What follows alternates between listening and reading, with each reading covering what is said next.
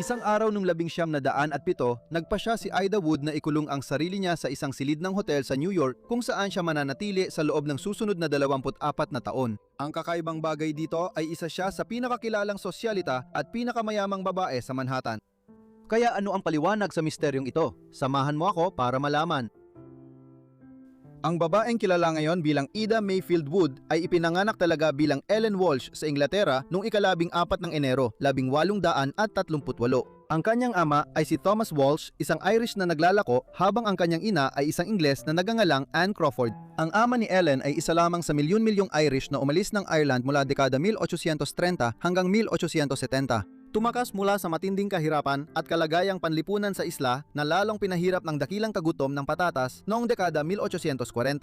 Sa simula, lumipat sila sa Inglaterra, ngunit hindi sila nagtagal doon. Sa halip, lumipat ang pamilya sa Estados Unidos noong unang bahagi ng 1850. Una silang nanirahan sa Boston, Massachusetts bago nagkahiwa-hiwalay sa iba't ibang bahagi ng bansa. Sa bandang kalagitnaan ng 1860, sa huli ay namatay ang ama ni Ellen sa California. Ito ay isang panahon ng matinding sentimiento laban sa mga Irish sa US dahil sa dami ng mga Irish na lumilipat sa Hilagang Amerika. Ang itinuturing na kakaibang ugali ng mga Irish at ang kanilang pagiging Romano-Katoliko ay naging dahilan upang makaranas ang mga bagong dating ng malawakang xenophobia. Maraming mga establishmento sa buong bansa ang naglagay ng mga karatula na nagsasabing walang itim, walang Hudyo, walang Irish. Dahil sa ganitong sentimiento laban sa mga Irish, nagpasya si Ellen nung siya ay bata pa na palitan ang kanyang pangalan at gawing Ida Mayfield. Nilikha rin niya ang isang detalyadong kwento tungkol sa kanyang pinagmulan. Sinasabing siya ay galing sa Louisiana at ang kanyang ama ay si Henry Mayfield, isang may-ari ng taniman ng asukal sa timog. Hindi nang tagal, matapos siyang dumating sa New York, naging interesado si Ida kay Benjamin Wood, ang editor ng New York Daily News, isang pahayagan sa New York na itinatag ni Gideon Tucker, isang abogado at politiko noong 1855. Ibinenta ni Tucker ang pahayagan kay Fernando Wood, isang mayamang negosyante sa real estate at mga ngalakal na naging alkalde ng New York noong 1855 at pagkatapos ay noong 1857. Binili niya ang New York Daily News sa kanyang ikalawang termino sa posisyong iyon. Sa panahong ito, agad niyang iniluklok ang kanyang kapatid na si Benjamin bilang editor ng pahayagan.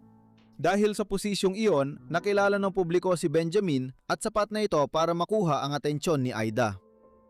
Ang linya ng editorial ng pahayagan sa ilalim ng paggabay ni Wood ay naging kontrobersyal lalo na kapag binalikan ngayon. Ipinaglaban nito ang pagpapanatili ng pagkalipin sa mga estado sa timog at ang kanilang karapatang humiwalay sa unyon kung patuloy na igigiit ng mga estado sa hilaga ang abolisyon ng pagkalipin, isang pangyayaring nagresulta sa pagsiklab ng digmaang sibil sa Amerika noong 1861. Ang katotohanang nagkaroon ng interes si Ida kay Wood sa mga panahong ito ay malamang na magandang palatandaan ng sarili niyang paninindigang pampulitika. Dahil naging interesado kay Wood, nagsimulang magsulat si Ida ng mga liham sa kanya kahit hindi niya iyon hinihingi. Napukaw ang interes niya kaya tumugon siya at agad silang nagkita at nagsimulang magkaroon ng relasyon kahit na may asawa si Wood.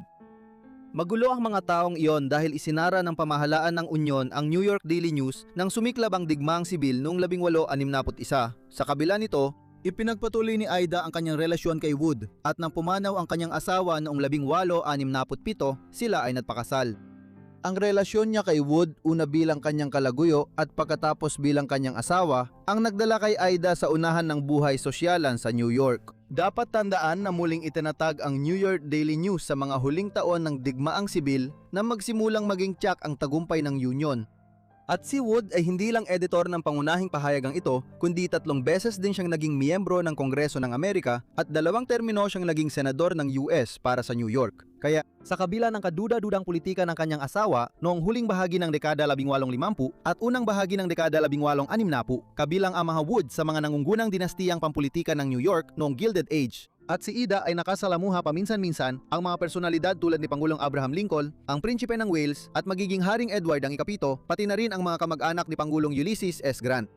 Ang kasal ni Ida at Benjamin ay kakaiba rin dahil sa kanilang pag-imbento ng isang anak na babae. Sa loob ng mga dekada, iginiit ng mag-asawa na mayroon silang anak na babae na nagngangalang Emma na ipinanganak bago sila ikinasal. Gayunpaman, si Emma ay totoong nakababatang kapatid ni Ida. Hindi tiyak ang eksaktong dahilan ng panlilinlang na ito, bagaman tiyak na may kinalaman ito sa patuloy na pagsisikap ni Ida na itago ang kanyang pinagmulan bilang Irish.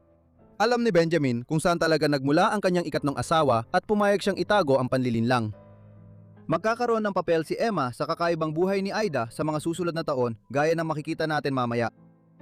Habang tumatanda, naging matinding sugarol si Benjamin Wood, madalas tumaya ng malalaking halaga sa baraha dice at iba pang laro ng swerte sa New York. Minsan pa nga ay pinaniniwala ang itinaya niya ang New York Daily News sa isang laro ng baraha. Sa kabutihang palad, nanalo siya at nanatili sa kanya ang kontrol sa pahayagan. Ngunit dahil sa kanyang pabaya at mapusok na ugali, nagsimulang hawakan ni Ida ang karamihan sa kanyang pananalapi noong mga dekada 80 at 90 ng 1800. Ginawa niya ito upang matiyak na hindi may susugal ng kanyang suwail na asawa ang lahat ng kanilang ari-arian. Ibig sabihin nito, naging napakayaman ni Ida noong huling bahagi ng ika-19 na siglo dahil sa mga kinita mula sa karera ni Benjamin sa politika at negosyo. Nang sila ay ikinasal noong 1867, hindi pa umaabot si Ida sa kanyang ika-30 kaarawan habang ang kanyang asawa ay nasa halos 50 taong gulang na. Hindi na nakapantataka na una siyang namatay kaysa kay Ida. Pumanaw siya noong ika-21 ng Pebrero, 1900 sa lungsod ng New York. Sa kabila ng kaduda-dudang rekord niya noong panahon ng digmaan noong unang bahagi ng 1860, lubos nang naibalik ang pangalan ng mga Wood sa mabuting kalagayan paglipas ng mga taon at noong dekada 80 ng 1800, nagsilbi siya bilang isa sa mga tagapili ng Pangulo para sa estado ng New York. Dahil dito, muling umunlad ang kanyang mga negosyo at nang siya ay pumanaw noong 1900, iniwan ni Benjamin kay Ida ang isang kayamanang tinatayang $2 milyong na katumbas ng mahigit $75 milyong sa halaga ng pera ngayon. Hindi na muling nag-asawa si Ida. Sa halip, inilaan niya ang kanyang lakas sa New York Daily News. Sinubukang panatilihing tumatakbo ang payagan tulad ng iniwan ni Benjamin. At naging editor pa siya pansamantala noong 1901. Gayunpaman, sa isang mundo kung saan napakahirap pa rin para sa mga babae na makuha ang respeto ng kanilang mga lalaking kasamahan sa negosyo, agad ding napagod si Ida sa hamon. At noong 1901, ipinagbili niya ang Daily News ng mahigit sa $1.4 milyong na lalo pang nagpalago sa kanyang pribadong yaman. Hindi gaanong marami ang nalalaman tungkol sa buhay ni Ida Wood sa mga taon mula 1900 at 1 hanggang 1907. Namuhay siya ng tahimik. Iyon ay hanggang sa dumating ang isang napakakakaibang buwan noong 1907 na naging dahilan ng kanyang pagtatago ng maraming taon. Isang araw, nagsimulang mag-withdraw si Ida ng malalaking halaga ng pera mula sa kanyang mga bank account at iba pang ari-arian sa New York. Sa kabuuan, umabot sa humigit kumulang $1 milyong ang kanyang na-withdraw, na noong panahong iyon ay katumbas ng halos 40% ng kanyang yaman. Pagkatapos, siya at ang kanyang kapatid na si Mary at ang sinasabing anak niyang si Emma ay nagrenta ng 2 kwartong suite sa Herald Square Hotel. Marahil ay wala kang iisipin tungkol dito, ngunit sa kung anong dahilan, nagpasya ang mga babae na manatili sa mga kwartong 551 at 552 sa loob ng 25 taon. Hindi gaanong marami ang nalalaman tungkol sa mga taon na ginugol ni Ida at ng kanyang 2 kapatid sa mga suite na 551 at 552 sa Herald Square Hotel. Bagamat isa ito sa mga mas marangyang hotel sa New York, maliit pa rin itong espasyo para sa 3 babae na doon gugulin ang kanilang mga huling taon. Bukod pa rito, hindi nila pinayagan ang mga tagalinis na pumasok sa kanilang kwarto. Sa halip, nakikipag-ugnayan lang sila sa mga katulong sa pintuan para tumanggap ng mga padala, ipakuha ang basura at iba pang gamit o mapalitan ang mga sapin sa kama. Maliban dito, masaya na ang mga staff at manager ng hotel na pabayaan na lang ang mga mayamang kliyenteng may kakaibang ugali at nanatili sila roon nakahiwalay sa lipunan sa loob ng mga dekada. Habang lumilipas ang mga taon, tuluyang nakalimutan ang mga babae. Ngunit nang pumanaw na sila, muling lumitaw ang kakaiba nilang kwento. Si Emma ay namatay noong 1928 sa edad na 70, isa sa isang ospital sa New York. Bago siya pumanaw, medyo malinaw pa ang isipan ng magkapatid sa kabila ng mga taong pag-iisa at napagtanto nilang kailangan niya ng medical na atensyon. Sa panahong ito, nalaman na ipinanganak siya noong 1857, halos kasabay ng panahon na si Ida na 19 na taong gulang ay nagsisimula ng magpakita ng interes kay Benjamin Wood. 3 taon nang lumipas, noong Mayo 1931, nagkasakit din ang isa pang kapatid ni Ida na si Mary. Ngunit nang humingi na ng tulong medical si Ida na 73 taong gulang na noon mula sa mga staff ng hotel, huli na ang lahat. Pagdating ng mga doktor, natagpuan nilang patay na si Mary sa isang sofa sa suite. Pagpasok nila sa suite, tumambad sa kanila ang nakakatakot na tanawin dahil si Ida, sa kabila ng kanyang kayamanan, ay ilang taon nang namumuhay sa gitna ng tambak na gamit at matinding karumihan. Sa mga sumunod na linggo, sinubukan ng mga otoridad na alamin kung ano ang nangyari sa isa sa pinakamayamang tagapagmana ng New York noong ika-20 siglo na tila biglang nawala noong 1907 at pagkatapos ay natagpuan makalipas ang 24 na taon namumuhay ng lubos na nakabukod sa isang silid ng hotel sa New York. Sa panahong ito, hindi na malinaw ang pag-iisip ni Ida para ipaliwanag kung bakit sina Mary at Emma ay nagdesisyon ng ganoon noong 1907.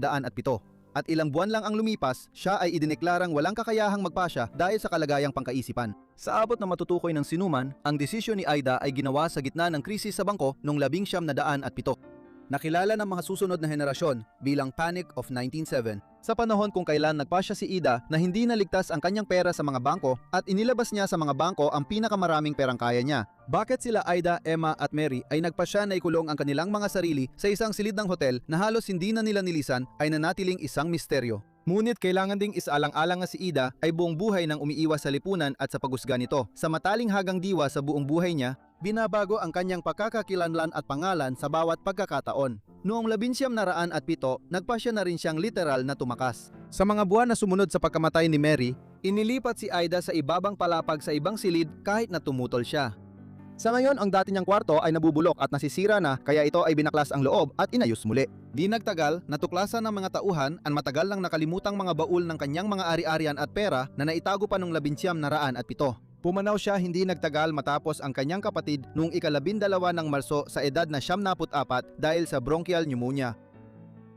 Nang tuluyang pumanaw si Ida noong unang bahagi ng dekada 30, lumitaw ang lumalaking issue tungkol sa kanyang pamana at wala siyang iniwang anumang uri ng testamento. Dahil dito, may malaking kayamanan na naiwan niya at nanatiling hindi pa naangkin. 12 ng tao tapos naging daan-daan at kalaunan ay umabot sa daan-daang individual ang nagtangkang angkinin ang buo o bahagi nito. Dahil dito, nang nagsimula ang legal na paglilitis noong 1937 upang subukang lutasin ang issue, 1,000, 100 at 3 tao ang nag-angkin na sila ang tunay na tagapagmana ni Ida habang 16 sa mga ito ang lumitaw, kasama ang kanilang abogado sa korte noong nagsimula ang paglilitis. Sa gitna ng kaguluhang ito ng legal na pagtatalo ay ang misteryosong nakaraan ni Ida. Dahil inimbento niya ang halos buong kwento ng kanyang buhay, daan-daang tao ang nakapag-angkin na kamag-anak nila siya.